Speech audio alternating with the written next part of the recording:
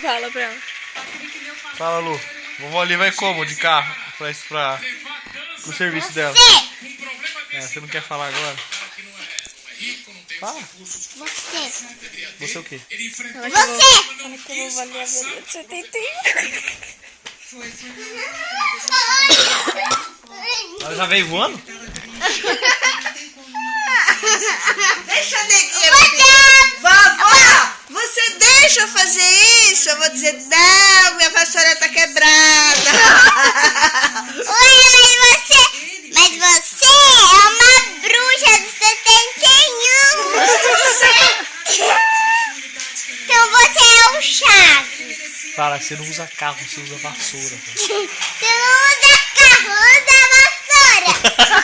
Você não tem carro. Adriana, todo mundo vai começar. Só que a vovó ali, quando ela vai varrer a casa, ela sai voando.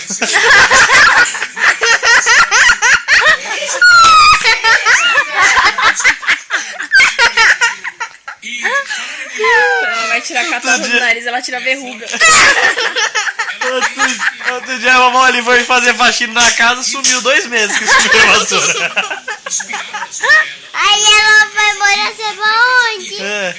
Lá no céu.